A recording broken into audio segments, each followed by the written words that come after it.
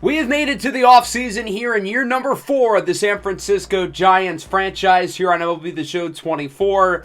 As today we look to reload the roster, maybe add some more star power, or whoever we think could be the finishing pieces to a potential championship contender.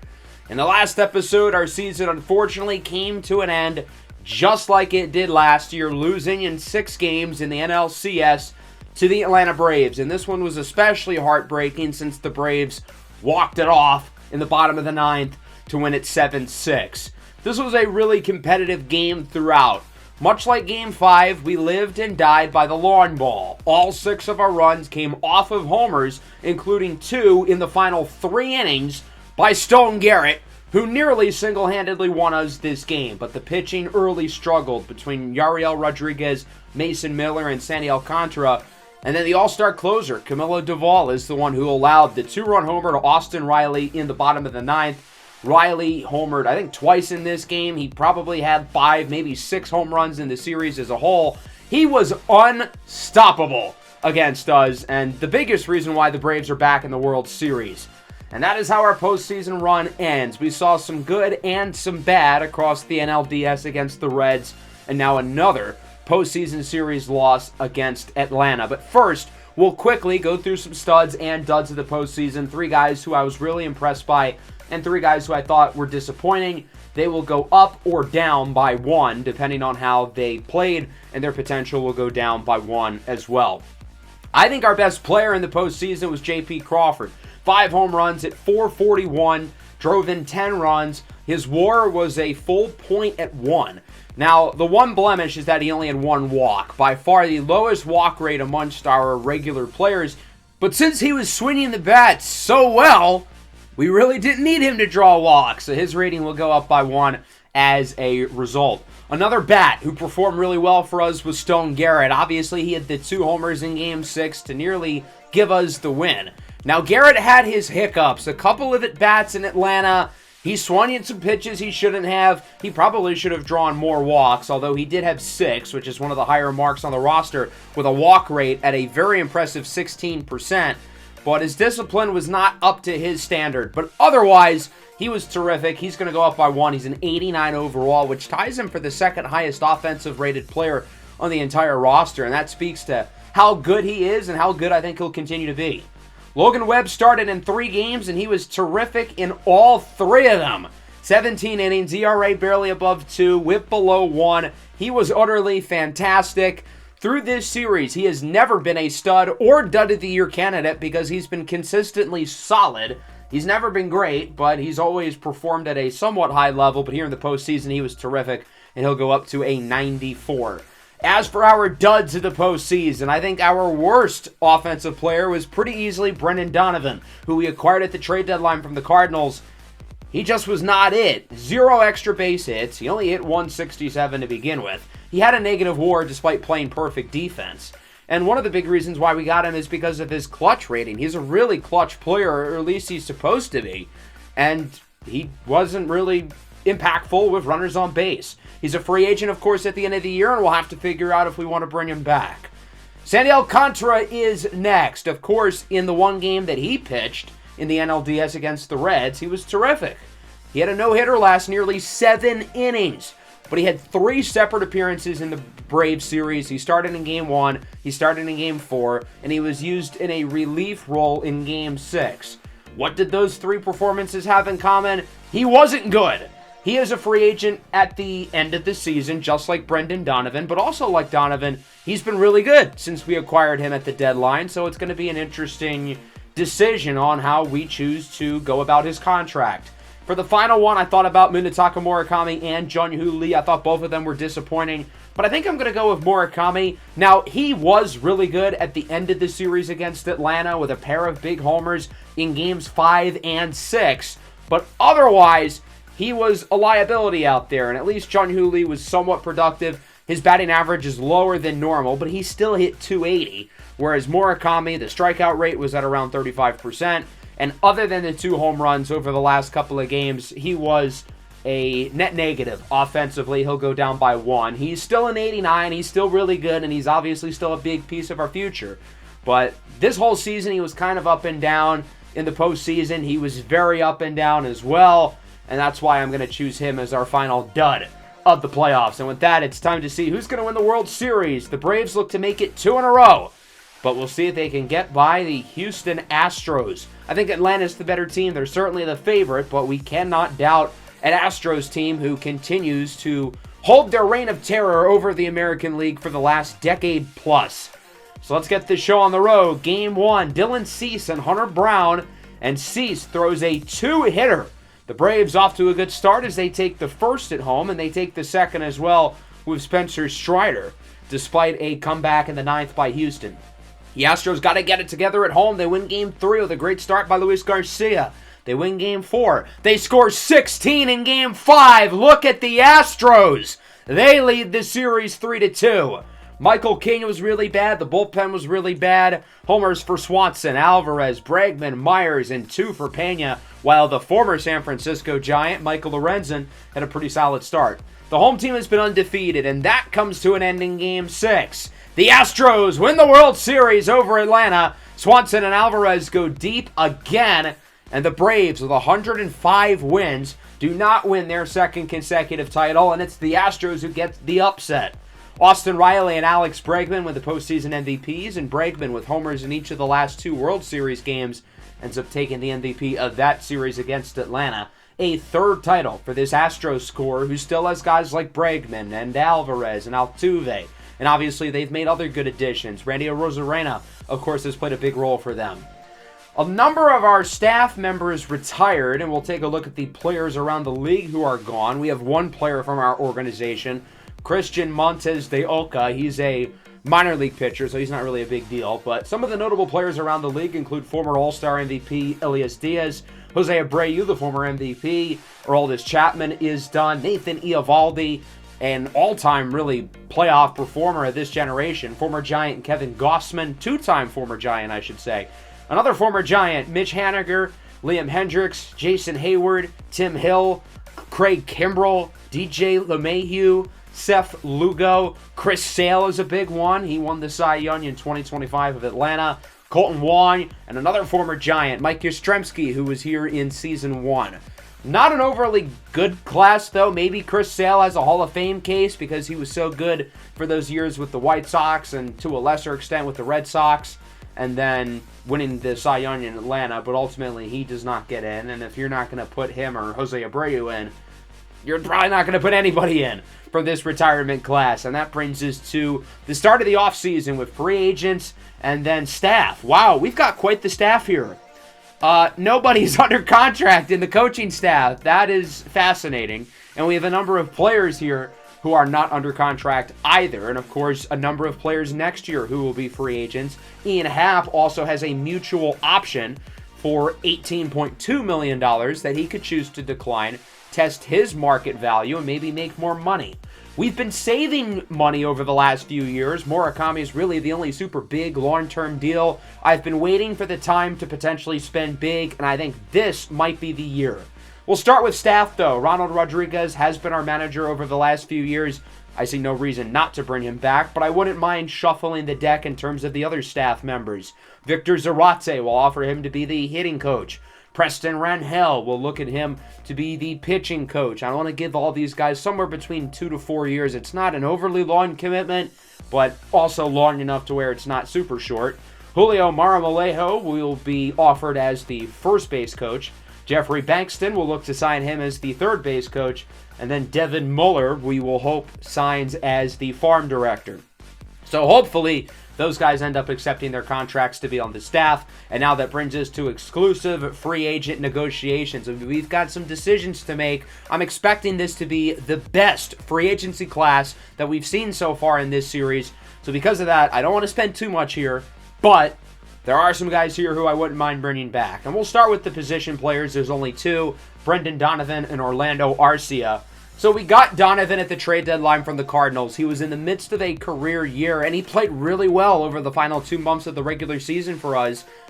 But he was balls in the postseason. Now, his price isn't too extreme, a little under $10 million a year. I think that's fair for him. We're not going to offer because I'm expecting it to be a good infield class. I want to see what the market looks like, but I'm very interested in potentially bringing him back. As for Orlando Arcia, we gave him a pretty big one-year deal last year to be the shortstop, and he wasn't bad, but he didn't live up to my expectation. A big reason why we traded for Brendan Donovan to begin with, so I don't think I'm going to bring him back. We've got a lot of pitchers here, starting with Sandy Alcantara and Aaron Savale in the rotation, and we've got a lot of young guys developing in the farm system who I think are going to be ready soon, and that includes Scott Rios, the top prospect in our system, who we drafted in Season 1. He's developing nicely. He's definitely going to be on the 40-man and pitch in spring training. I thought about having him pitch in the big leagues this season. Ultimately, it didn't happen. And there's also Fernando Molina, who I think has the ability to be a starter as well.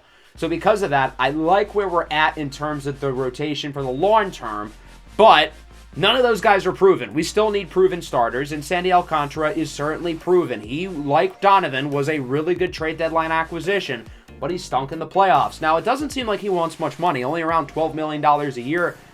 That feels like a bargain. I don't think we're going to offer it to him right now. I want to see what the pitching market looks like, but that seems really cheap. As for Aaron Savale, we signed him to a 2-year deal a couple off seasons ago, and that ended up being a great signing. He's been really good. Last year, he was outstanding. This year, not so much. And because of that, I don't think we're going to offer him an extension. I wouldn't mind going younger with his spot in the rotation. As for the bullpen, Genesis Cabrera had a pretty good season as a lefty. We're going to offer him a 2-year deal for around $10.6. I'd like to have him back. John Schreiber's another guy who I would like to have back. We signed him last year, and he was really good. 2.59 ERA, whip at around 1. He was very reliable and consistent in the postseason as well, and I think he's a major asset that we want to keep in the pen. We'll give him a 1-year deal for $5 million, a nice pay raise, but he's earned it. The other guys I think we're going to let walk for now. James Karinchak was a really disappointing acquisition. Dylan Tate, I like what he's been able to provide for us as a high-leverage guy. I wouldn't mind giving him a new deal once we get to the open market. And then Gabe Spire, we got him at the trade deadline. He was fine. He didn't pitch that often. He didn't end up making the postseason roster. I think for now we are going to let him go. So we're only going to offer Cabrera and Schreiber, but again, we're certainly going to look at guys like Donovan, Alcantara, and Tate in the open market. But again, I know it's going to be a loaded free agency class, so I want to take our time. Devin Mueller accepts our deal to be the new farm director, so he'll be leading the way for our minor league teams. Jeffrey Bankston will be the third base coach for the next 3 years. Victor Zarate will not be our hitting coach. He's going to the Dodgers. Wow. Ian Happ has accepted his player option. He'll be back next year. That's a win. I'm sure we could have always signed him back for a little bit cheaper, but I'm happy he returned. That's the big thing. Preston Rangel will be our new pitching coach, and Ronald Rodriguez will not be our manager next year. He is taking the same job with the Cubs. Well, that's interesting. Rodriguez, I feel like, has done a really good job over the last few years, and now he is jumping ship to another National League contender. Well, that certainly speaks volumes, and now we need to hire a new manager. So I think we're going to look at Vance Wilson. He's getting some interest from the Brewers and the Tigers to be their manager. I like what he brings to the table in terms of his grades. He's going to be our offer. As for hitting coach, Gustavo Pena will be our guy here. The original coach who we offered this position to took the same spot with the Dodgers, which again kind of speaks volumes. Another National League contender.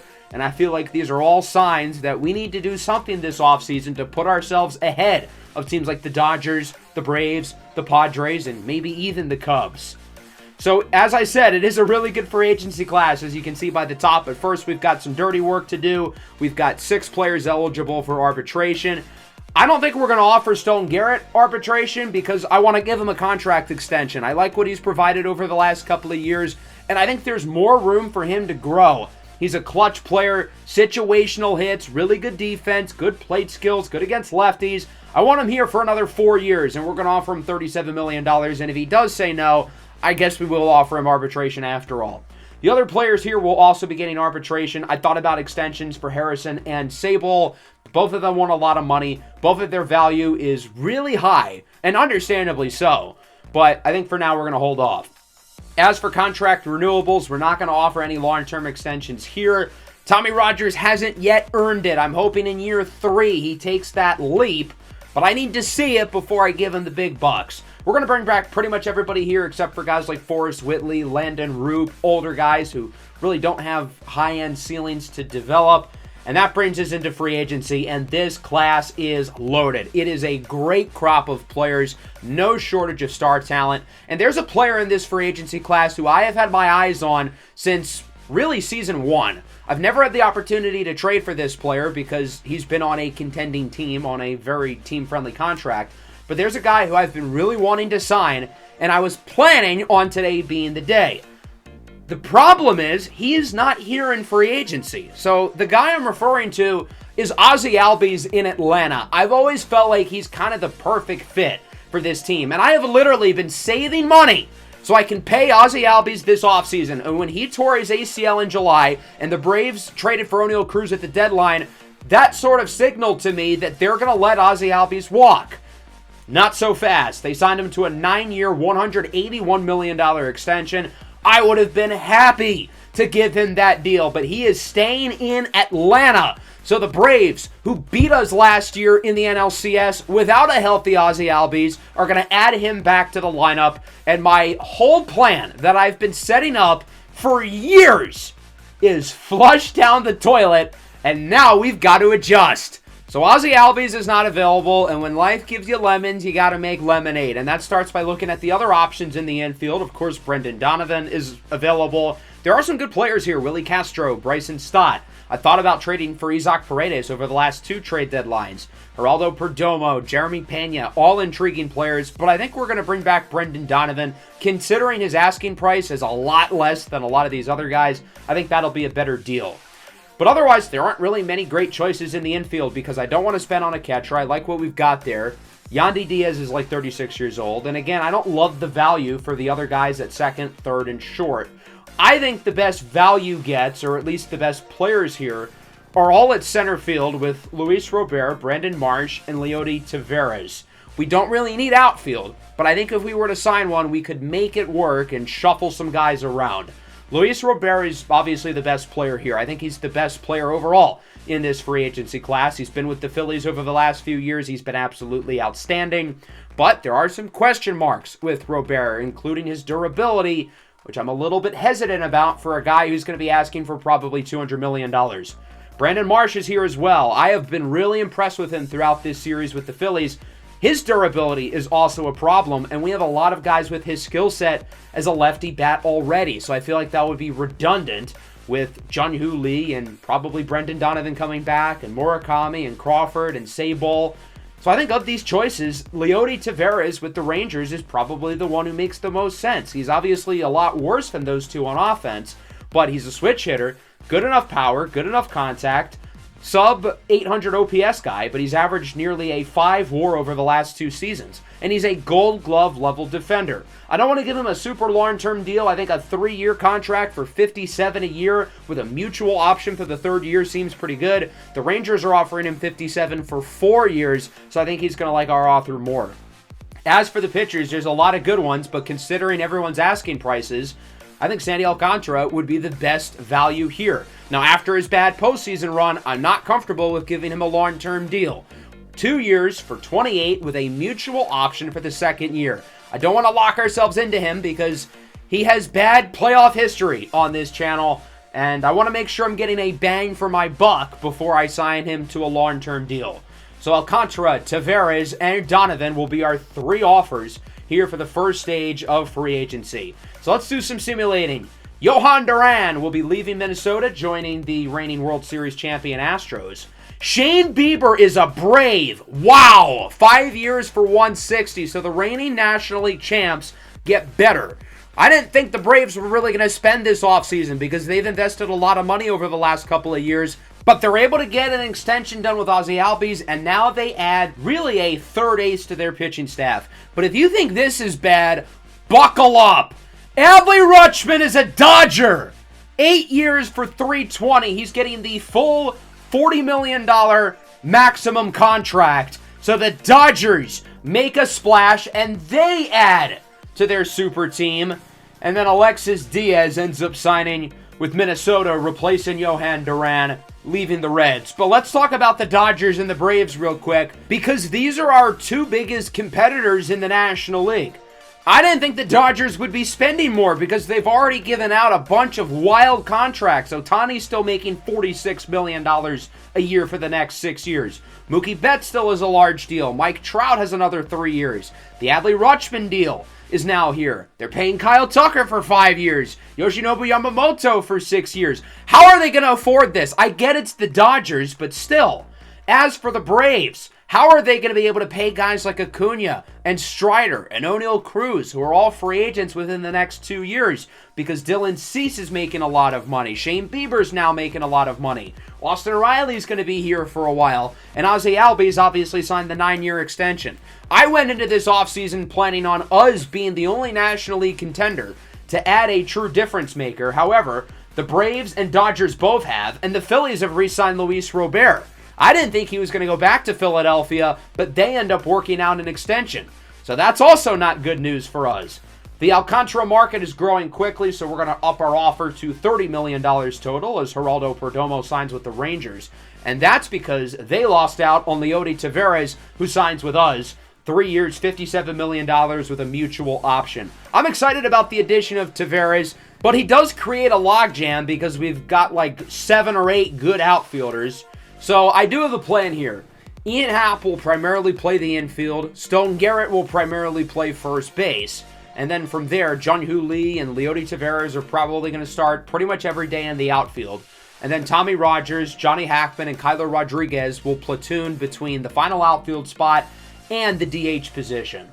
We are going to add some guys to the 40-man roster, Edwin Arroyo and Bryce Eldridge. I do not want them leaving in the Rule 5 draft. Seiya Suzuki joins the National League West. He signs with the Colorado Rockies. Sandy Alcantara, you notice, is no longer on our free agent bids, and that's because he has re-signed with us. I imagine this will be unpopular given his postseason chokes, but we're going to give him one more chance. Alek Manoah signs with the Tigers for 6 years, and that brings us to December. Brendan Donovan is not here. That's because he has re-signed with us as well. So the 3 players we offered, Donovan, Alcantara, and Taveras, have all returned. And I think our offense is probably pretty set for this year. I was hoping to add more star power, but we didn't lose anybody, and we add Leody Taveras, who's a 5-WAR player. There are still some pretty good players here in free agency, but I think the one hole we have left is the bullpen. Dylan Tate is gone. He ended up signing elsewhere. So we're going to look at Joel Payamps from Milwaukee. 1 year, 4.3. That's a little bit more than their bid. I did take a quick look at Brandon Marsh, but we have 17,000 outfielders. It wouldn't make sense. Now, the problem is he ends up signing with the Cubs. So he leaves Philadelphia, which is good because the Phillies are obviously a strong National League team. But Marsh ends up joining an even better team in Chicago, who spent all that money last year, and now their roster gets even better. The Cubs are trying to catch up in this National League arms race with the Braves, the Dodgers, and us, I guess. I don't even know if we're at the tier with the Braves and the Dodgers at this point. That'll bring us to the draft lottery. Obviously, this does not really impact us. As the Seattle Mariners end up winning the number 1 pick, they move up 7 spots. The Nationals and the White Sox jump up, while the Angels, Rockies, Marlins, Athletics, and Royals all drop a number of spots. That'll bring us to the Rule 5 draft. Tanner Bybee ended up going number 1. I'm surprised he was available, but he's now a Colorado Rocky. And we had a number of prospects get chosen here in the first round. Ruben Santana was picked pretty early. He will now play for the Tigers. Wilfredo Antunes is going to the Toronto Blue Jays. Maui Ahuna also got chosen. He's going to the Reds. Obviously, it's not ideal losing 3 pretty solid prospects, but I think it also signifies that our farm system is really deep since I didn't protect those guys. I took a look at Heston Kjerstad, but again, we don't need another outfielder, so we're not going to pick him. We're going to let the rest of the Rule 5 draft go. Although we lost another player, Cesar Prieto. He's going to the Athletics. He's another guy who I really liked in our farm system and would have contemplated giving him a 40-man spot, but that's not going to happen. He will be in Oakland this year. So now that the winter meetings are done, this gets us to kind of the dead part of the offseason. There are still some good players in free agency, but I like where we're at. We do end up signing Joel Payamps, so the 4 players we've offered contracts to have all accepted. And I do want to add one more starter because with Aaron Savale leaving, I would like another veteran. just in case Scott Rios or Fernando Molina or nobody else works out. So we're going to look at the lefty Cole Irvin. He's been productive with Baltimore. I'll give him a one-year deal for $4 million. He would end up accepting. Simulating 2 arbitration hearings in February, the Dodgers are not done. They signed Willie Castro to a bargain. 5 years, $37 million. And when you add Rutschman and Castro to this lineup, they have 8 players who are going to be at least an 86 overall in their lineup. How are you supposed to pitch against that? Justin Steele goes to the Phillies, so it's basically as if the Phillies and the Cubs traded Justin Steele and Brandon Marsh for each other, but the Phillies do lose Reed Detmers, who is going back to the Angels. I guess he hates himself. Tristan McKenzie also going back to his former team. He's going back to Cleveland. Teoscar Hernandez signs with the Braves. How are these teams pulling out this money? I just don't get it. The Braves continue to get better, while the Mets add former Giant Jordan Hicks. The Rangers have been productive this offseason, despite losing Leody Taveras, as they add Yandy Diaz and Joe Ryan to the rotation. 4 years, 44 is a bargain for Joe Ryan. He's a really good arm coming from Minnesota. As that brings us to the arbitration portion of the offseason, and for the most part, the panel sided with our guys, which isn't really a big deal because we have plenty of money. Because I was planning on breaking the bank this year for Ozzie Albies, but obviously that could not happen because Atlanta got out in front of it before us. So we still have a lot of future flexibility, which I guess will give us the opportunity in future off seasons or even before that to go out and make a big move for someone on a big contract. But it's going to be a challenge because we're going to have to catch up to the Dodgers and the Braves, who are pretty clearly the 2 best teams in the MLB. And right now, we're definitely a step behind these guys in the National League. Both of these teams have added multiple difference makers. Atlanta has a lot of guys who are going to be free agents next year, so this kind of feels like their last hurrah because O'Neal Cruz and Ronald Acuna very well could be gone. The Phillies were able to keep Robert. The Cubs got better, adding Brandon Marsh. The Padres didn't really do anything, but they made their big offseason move at the trade deadline because they traded for Shane McClanahan and they signed him to an extension. All of these teams have made bigger moves than us, which is not what I planned coming into today. So because of that, I figured at the very least, let's look at the trade market. Is there a big name player we can go out and get? I figured I would look at offensive players, but realistically, the biggest hole on this team probably is starting pitching. So maybe there's another really good pitcher who could be available for us in the trade market. So I did some digging, and I called some teams for some good players. And when I say good players, I mean really good players. George Kirby in Seattle. Kyle Bradish with the Baltimore Orioles. And as you can see, these offers are just, they're not good for us. Gunnar Henderson, they want Tommy Rogers and Scott Rios. I looked at Ellie De La Cruz. They want Kyle Harrison and Tommy Rogers. Ketel Marte, that's going to be a no. Anthony Volpe, there's not even an offer from the Yankees. Gleyber Torres, they want Rios and Murakami. I even looked at Julio Rodriguez, who had a down season last year in Seattle. And believe it or not, this offer might have been the cheapest of the group. But I don't want to give up Kyle Harrison and Johnny Hackman. So I don't really think there's a trade we can make right now. And we're probably going to have to stand pat with this roster going into spring training. But there are going to be some other smaller moves. With us losing a lot of infielders in the Rule 5 draft, I want to add some depth. Khalil Watson's a guy we're familiar with in the Marlins series, so we'll get him from the Nationals for Luis Matos. And now it's time for some big moves around the league. Nolan Gorman is going from the Cardinals to the Blue Jays. The Cardinals have not really made any big moves in the offseason. They were disappointing last year. They'll be getting 3 prospects.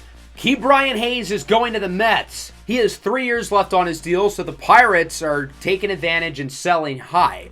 Now, I think the Mets are going to be big-time players over the next couple of years because their farm system is absolutely loaded. They have by far the best system in Major League Baseball. This is the first of likely many big moves over the next year or so in Queens.